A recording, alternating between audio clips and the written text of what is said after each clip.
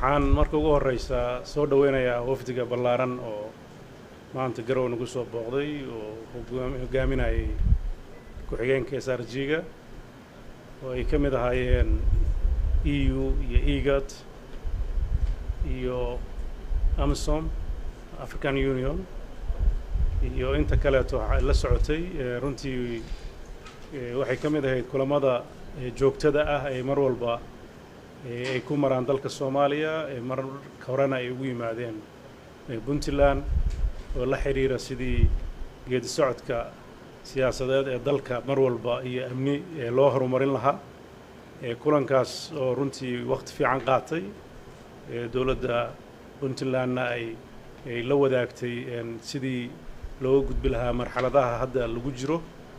ku saabsan sidii loo heli lahaa doorasho xor iyo xalaal ah oo lagu kalsoon yahay oo sharciyad wanaagsan dalka u yeelata dabcan hawlo badan baa la soo qabtay muddadii u dambeysay heshiiskii 17 bishii 9aad lagu galay Muqdisho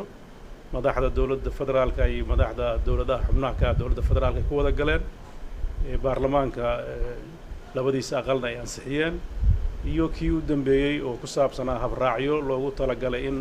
lagu fududeeyo doorashadaas ay ku dhacday 1 October wili waxaa dhiman sidii hawshaas loo maamul lahaa oo dhinaca maamulka doorashada iyo gudiyadoodii oo hadda gacanta lagu hayo waxyaabo badan oo u baahan in la saxana ay ku jiraan laakiin wada hadallo iyo shaqo ka socota waxaan rajaynayaa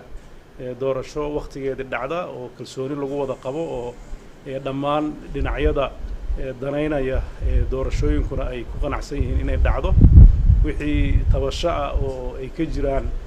qodobada gaarkoodna waxaan rajaynayaa in laga gudbi doono Puntlandna mar walba roolka ama kaalinta ay ku leedahay dawlad dhiska Soomaaliya ay qaadan doonto aragtiyaha xalka loogu heli karana waxay la wadaagtay madaxda maanta soo booqatay waxaan rajaynaynaa haddii Ilaahay idmo inta dhimanna in waqtigeeda iyo ay munaasab ku tahay aan ka hadli doono aad baan uga mahadcelinayaa inay noo yimaadaan waxaan rajaynayaa qodobadii aan ka wada hadalnay oo dhan inay ahaadaan qodobo dhaxalgal noqon doona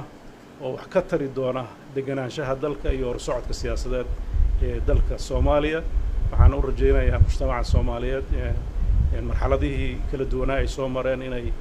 u anba bixi doonaan marxalad deganaansho iyo nabadgelyo ay ku dheehan tahay soo dhawaad mahadsantahay